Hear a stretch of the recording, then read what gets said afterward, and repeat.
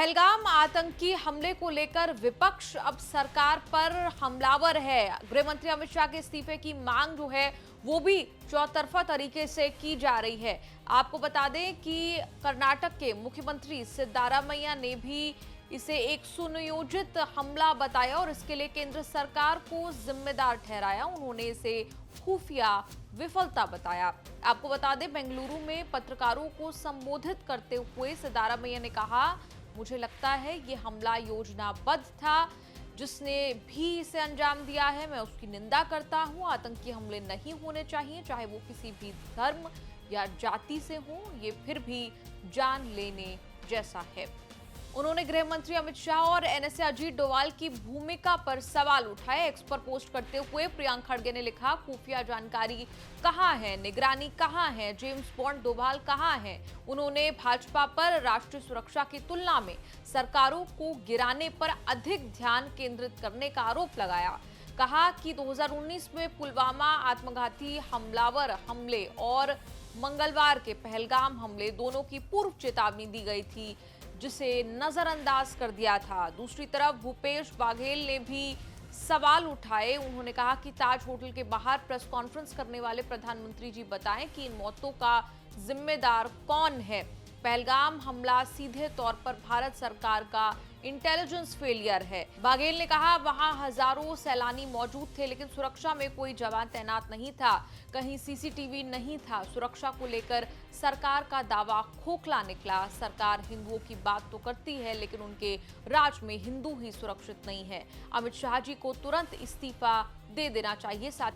तो आप जो सुरक्षा के दावा जो कर रहे हैं वो खोखले साबित हुए। आपने कहा था कि नोटबंदी होगा तो आतंकवादियों और नक्सलियों की कमर टूट जाएगी। 5 साल बीत गए। फिर आपने कहा कि 370 हटा दो, वो भी हट गया। लेकिन आतंकी हमला ये सबसे बड़ा हमला है जो आम नागरिक मारे गए। इसके पहले तो जवान शहीद होते थे, लेकिन अभी मतलब इतना फुर्सत उनको रहा है। मतलब आपकी सुरक्षा उनको इतना मालूम था कि हाँ कोई सुरक्षा नहीं है।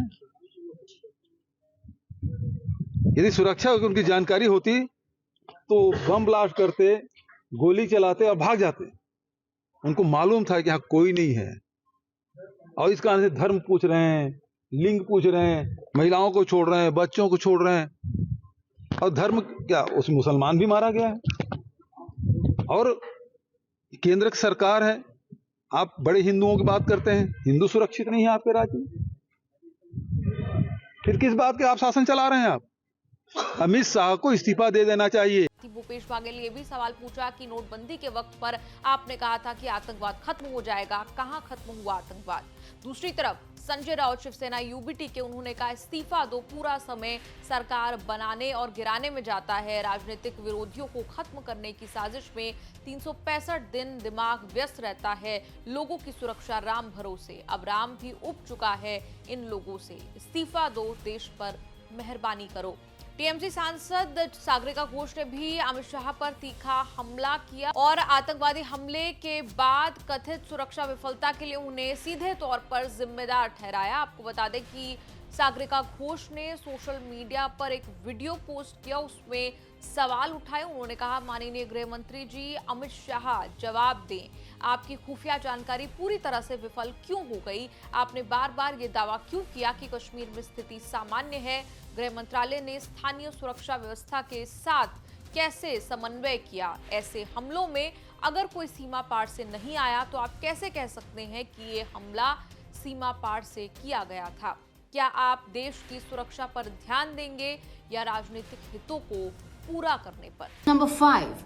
Will Mr. Amit Shah admit that he has been far too involved in political management, in election management, rather than in dealing with the real issues that the Home Ministry needs to be concerned about, namely keeping the people of India safe? Will Mr. Amit Shah admit he's too busy politicking rather than taking care of the Home Ministry? It is time for accountability, Mr. Shah. No red carpet. We want answer. पश्चिम बंगाल के शिक्षा मंत्री भृत्य बसु ने भी चिंता जताई, जिसमें उन media reports पर जिसमें संकेत दिया गया था कि खुफिया एजेंसियों को आतंकवादी गतिविधियों के बारे में पहले से जानकारी थी। बसु ने एक्स पर लिखा, आतंकवादियों को पहलगाम तक क्यों पहुंचने दिया गया? इस नरसंहार को रोकने के लिए सुरक्षा बलों ने हस्तक्षेप क्यों नहीं किया? ये फिर से पुलवामा है। इसके साथ ही बसु ने अमित शाह के इस्तीफे की मांग की। दूसरी तरफ तृणमूल कांग्रेस के कुणाल घोष ने शाह के इस्तीफे की मांग करते हुए कहा कि ये घटना सुरक्षा और खुफिया तंत्र की बड़ी और अक्षम्य विफलता है। कुणाल घोष ने कहा, गृह मंत्री के तौर पर अमित शाह देश के प्रति जवाबदेह हैं, उन्हें पद छोड़ देना चाहिए। दूसरी तरफ आम आदमी पार्टी के संजय सिंह, उन्होंने इस हमले पर आम आदमी पार्टी ने केंद्र और खुफिया एजेंसियों पर सवाल उठाते हुए सरकार से जवाबदेही की मांग की। संजय सिंह ने सवाल उठाते हुए कहा, आतंकी हमले का शिकार बने सैलानियों की सुरक्षा को लेकर सरकार की गंभीर चूक सामने आई है। जब ऐसी बड़ी घटना हो सकती थी तो क्या कोई खुफिया अलर्ट पहले से नहीं था? उन्होंने ये भी सवाल उठाया कि क्या सैलानियों की सुरक्षा के लिए पुलिस या सेना की कोई तैनाती की गई थी? सरकार को चाहिए कि वो इस हमले की पूरी पारदर्शिता के साथ जांच कराए और विपक्ष को भरोसे मिले। अब वक्त आ गया है जब सरकार को जवाब देना चाहिए कि आखिर कब तक मासूम नागरिक आतंकवाद का शिकार बनता रहेगा। खुफिया जानकारी का अभाव था जिसके कारण ये घटना हुई, या फिर जवानों की तैनाती, सेना की तैनाती या पुलिस की तैनाती जिस प्रकार से करनी चाहिए थी वो नहीं हुई? क्योंकि 28 लोगों की जान चली गई, आतंकवादी खुलेआम गोलियां चलाते रहे और उन पे जवाबी कार्रवाई नहीं हो पाई कोई। आधे घंटे तक उन्होंने पूरा दरिंदगी और आतंक फैलाया। और इसके साथ साथ एक प्रश्न मैं प्रधानमंत्री जी से और पूछना चाहता हूं कि भाई, हम लोग आपको आगाह कर रहे थे, बार बार कह रहे थे, निवेदन विनती कर रहे थे कि देश की सुरक्षा के साथ समझौता मत कीजिए। सपा अध्यक्ष और उत्तर प्रदेश के पूर्व मुख्यमंत्री अखिलेश यादव ने भी सवाल उठाए। उन्होंने कहा, जब जम्मू कश्मीर में बीजेपी सरकार ने सब कुछ अपने मन मुताबिक किया तो वो इतने ज्यादा लोगों की असामयिक मौत के लिए अपनी जिम्मेदारी से पल्ला नहीं झाड़ सकती। ये केंद्र की सरकार की नाकामी है कि वो पहले से पता नहीं कर पाई कि देश के दुश्मन इतनी विभत्स घटना को अंजाम देने वाले हैं। ये कोई पहली बार नहीं हुआ है। भाजपा सरकार ने अगर पिछले हमलों से सबक लिया होता तो वो पहले से ही सचेत सजग रहती और ऐसे हमलों को रोका जा सकता था। अखिलेश ने कहा, लोगों के जीवन को बचाया जा सकता था। संवेदनहीन भाजपाइयों से आग्रह है कि जिन परिवारों ने अपनों को खोया है उनको उनका दुख दर्द समझकर कम से कम देश की सुरक्षा को तो जुमला ना बनाएं। अखिलेश ने कहा, यह असीम दुख की घड़ी है, इसको भाजपाई दिखावटी बैठकों से और झूठी संवेदनाओं से झुटलाने का कुकृत्य ना करे। अखिलेश यादव ने अपने लंबे पोस्ट में लिखा, भाजपाइयों और उनकी संगी साथियों के खिलाफ देश भर के करोड़ों लोगों के मन में उठ रहा गहरे दुख, रोष और क्रोध से भरा यह आक्रोशित सवाल गलत नहीं है कि अगर भाजपाई और उनके संगी साथी देश भर के पर्यटकों को जम्मू कश्मीर के भ्रमण पर जाने के लिए प्रेरित कर रहे हैं तो उनकी सुरक्षा के पर्याप्त प्रबंध पहले से क्यों नहीं किए गए? अखिलेश ने कहा, जहां हमला हुआ वो स्थान कोई निर्जन स्थान नहीं था बल्कि एक चर्चित पर्यटन स्थल था, तभी तो वो वहां देश के कई प्रदेशों के पर्यटक उपस्थित थे। इतने प्रसिद्ध स्थान पर सुरक्षा के लिए बैठकें पहले करनी थी, लोगों के जीवन गंवाने के बाद नहीं। ये भाजपा सरकार की रणनीतिक चूक भी है, लेकिन इससे उन भाजपाइयों को क्या फर्क पड़ता है जो स्वयं तो सुरक्षा के कई घेरों में चलते हैं लेकिन देशवासियों की मौत के मुंह में धकेल देते हैं। अखिलेश ने कहा, अगर भाजपा सरकार ये बहाना करती है कि हमारे पास सुरक्षा बलों की कमी है तो इसके लिए भी भाजपा सरकार ही जिम्मेदार है।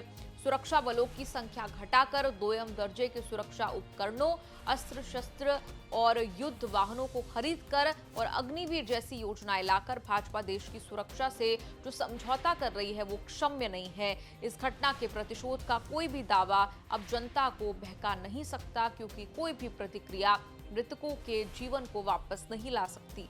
जिस परिवार ने जो खो दिया सो खो दिया। अखिलेश ने कहा, सच तो ये है कि ना तो देश की आजादी में भाजपाई और उनके संगी साथियों ने कोई योगदान किया, ना वो देश की आजादी को बचाने में कोई योगदान दे रहे हैं। लाख माफी मांगने पर भी भाजपाइयों और उनके संगी साथियों को ना तो हमारे भारत देश का इतिहास माफ करेगा ना भविष्य। तो कुछ इस तरह विपक्ष जो है वो इस वक्त सरकार पर, केंद्र सरकार पर हमलावर है। ऑल पार्टी मीटिंग शाम को बुलाई गई है। दिन में कांग्रेस की CWC बैठक हुई। लगातार बैठकों का सिलसिला जो है वो जारी है, लेकिन होगा क्या आगे ये देखना होगा। आपका इस रिपोर्ट पर क्या कुछ कहना है, कमेंट्स में लिखकर अपनी राय जरूर दें और देखते रहिए न्यूज़।